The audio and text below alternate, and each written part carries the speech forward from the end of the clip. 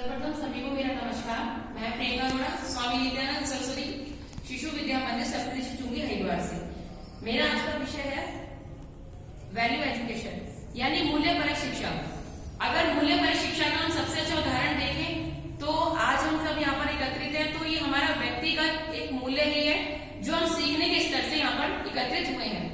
मैं अगर और भी आपको बताऊं तो बालकों के व्यक्तित्व विकास पर जो चीज जोर दी जाती है और उनका भविष्य संवार सके और उन्हें कठिन परिस्थितियों में जो आसानी से उनको निपटा जा सके, उसी के लिए क्या है वैल्यू एजुकेशन यानी मूल्यपरक शिक्षा होती है।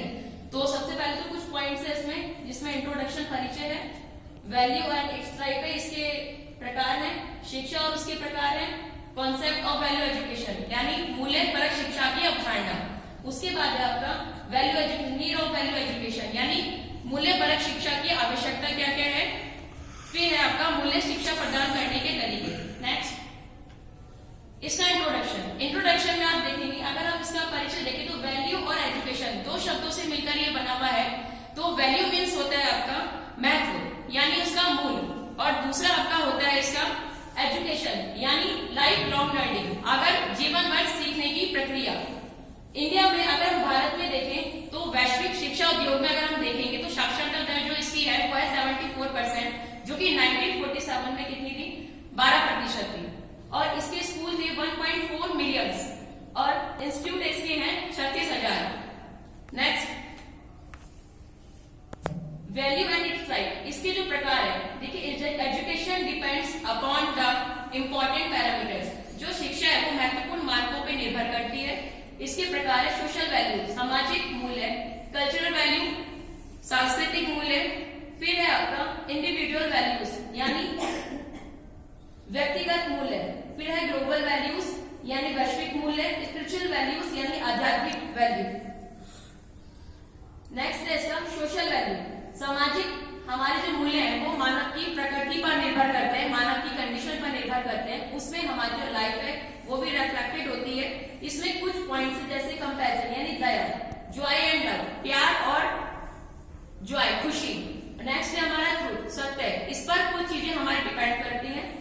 कल्चरल वैल्यूज सांस्कृतिक values, various with time and place, ये हमारे समय और स्थान के साथ हमेशा परिवर्तित होता है। जैसे हम जिस स्थान पर जाएंगे वहां का कल्चर अलग होगा, वहां की भाषा अलग होगी। आप देख रहे हैं एजुकेशन लॉ एंड इकोनॉमिक्स, वहां का कानून और वहां का अर्थशास्त्र सब डिफरेंट होगा, भिन्न भिन्न प्रकार से होगा।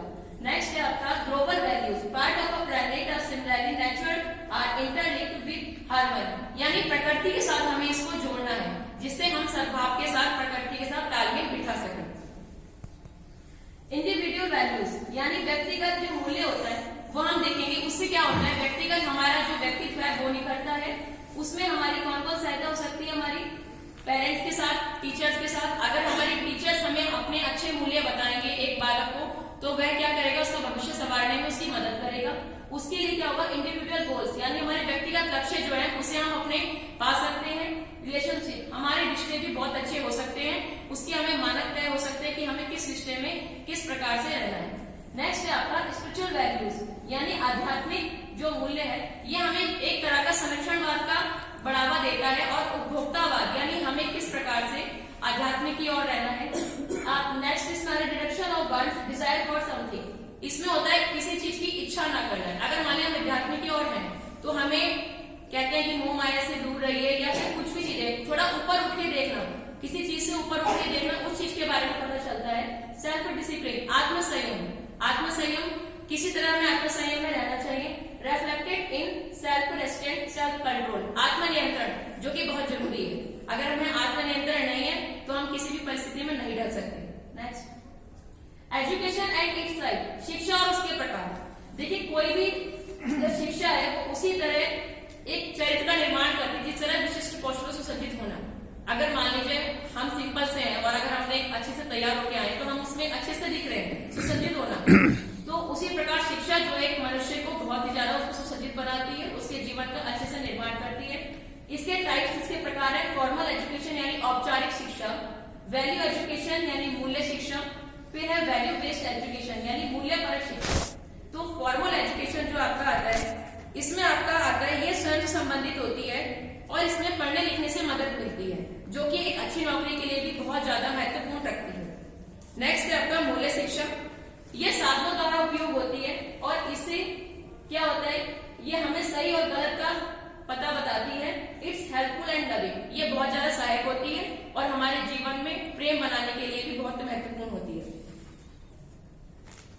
वैल्यू बेस्ड एजुकेशन, मूल्यपरक शिक्षा, ये हमारी प्रकृति से संबंधित करती है हमें, जो हमें इकोलॉजिकल और बायोडाइवर्सिटी यानी परिस्थितिकी और जैव विविधता, इससे भी हमें जोड़े रखती है। Value based education can strength students, यानी जो मूल्यपरक शिक्षा होती है वह छात्रों को बहुत ज्यादा मजबूत बनाती है और ये बहुत जरूरी भी है। मैं आपका एक इसका उदाहरण जो दूंगी, आज मैं भी अगर यहाँ पर खड़ी हूँ तो मेरी जो पूरी शिक्षा हुई है 12वीं तक वो सरस्वती विद्या मंदिर मायापुर इंटर कॉलेज से हुई है और आज मैं यहाँ पर आचार्य हूँ, तो शायद मेरे गुरुजनों का ही एक शिक्षा का देन है कि जो आज मैं यहाँ खड़ी हूँ और आपके सामने बोल रही हूँ। तो उन्हीं की जो सबसे अच्छी एजुकेशन रही है, जो आज हम शायद इतना यहाँ पर बढ़ चढ़ के भाग ले रहे हैं हर विषय में। और मेरे तो यहाँ आचार्य भी हैं जो जिन्हें मैंने पढ़ाया था, जिन्होंने मुझे। नेक्स्ट आपका यह है optimism, optimism, self esteem, commitment to personal fulfilment, ethical judgement और सोशल रिस्पॉन्सिबिलिटी। ये आपका है आशावाद। ऑप्टिमिज्म आशावाद बनाता है, निराशा हमें नहीं आएगी। आशावाद यानी हमें पॉजिटिव थिंकिंग रखनी है। आत्मसम्मान, सेल्फ स्टीम, आत्मसम्मान बहुत जरूरी है। जो वैल्यू एजुकेशन जो एक थीम है, यानी जो एक ये सब्जेक्ट है, इसमें आत्मसम्मान बहुत ज्यादा महत्वपूर्ण अपनी भूमिका रखता है। कमिटमेंट टू पर्सनल फुलफिलमेंट, यानी व्यक्तिगत पूर्ति के लिए प्रतिबद्धता होना चाहिए, कमिटमेंट होना चाहिए कि अगर आपने कुछ चीज के लिए लक्ष्य कर लिया है, गोल कर लिया है, तो उसको पाना ही चाहिए। ये नहीं कि आप बीच में से छोड़ दें और अपने रास्ता भटक जाए। नेक्स्ट है इथिकल जजमेंट, नैतिक निर्णय लेना किसी भी चीज के लिए। यहाँ आने के लिए भी एक नैतिक निर्णय था, जो हमारा निर्णय था कि हमें आना है और हमें सीखना है। अगर हमारा निर्णय नहीं होता तो शायद आपको कोई नहीं भेज सकता था यहाँ पर, या हमें भी कोई नहीं भेज सकता था अगर हमारे मन के अंदर एक प्रक्रिया नहीं होती कि हमें यहाँ पर आके कुछ चीजें सीखनी है। फिर है सोशल रिस्पॉन्सिबिलिटी, सामाजिक जिम्मेदारी। सामाजिक जिम्मेदारी बहुत बड़ी बात है, क्योंकि अगर हम समाज में एक साथ रहेंगे, समाज के साथ चलेंगे, तो हमें सामाजिक जिम्मेदारी का वहन करना बहुत ही ज्यादा महत्वपूर्ण बनता है। Next concept of the value education. ये कुछ क्वेश्चंस, 4 तरह के क्वेश्चंस जो मैंने डाले, इसमें जैसे पहला आपका ये है, why and how can use less resources and energy, यानी कम संसाधनों का ऊर्जा का उपयोग कैसे और क्यों कर सकते हैं, ये मैंने बताया है। इसमें ग्लोबल जो वैल्यू उसके हैं, उसमें क्वेश्चन ये आता है, रिलेटेड होता है उससे। Why need to surrounding cleanness, हमें अपने आसपास की सफाई क्यों रखनी चाहिए। अगर हम ये देखें तो ये भी हमारे किस में आ जाएगा, सोशल वैल्यू में आ जाएगा कि हमें अपने आसपास की सफाई कैसे रखनी चाहिए। यूज लेस फर्टिलाइजर्स, कम उर्वरकों का प्रयोग करेंगे। नेक्स्ट है सेपरेट अवर गार्बेज, कूड़ा करकट अपना इकट्ठा करके रखेंगे साइड में, यानी इधर उधर नहीं फैलाएंगे। Need of value education, value education की जो आवश्यकता है उसमें सबसे पहले आएगा इंप्रूवमेंट। इंप्रूवमेंट क्यों होना जरूरी है, वो भी 2 तरीके से। पहला है आपका इंट्रिकल ग्रोथ, यानी हमें अभिन्न यानी डिफरेंट तरीके से विकास होना जरूरी है। व्यक्तित्व विकास होना बहुत जरूरी है। जैसे विद्या भारती में कहते हैं कि बालक का सर्वांगीण विकास होना जरूरी है, और उसी का प्रमाण होता है कि आपका जो बालक है वो आगे चल के अपना भविष्य बहुत अच्छा निर्माण कर सकता है। सस्टेनेबल लाइफस्टाइल, यानी एक टिकाऊ जीवन शैली होनी चाहिए। ये नहीं है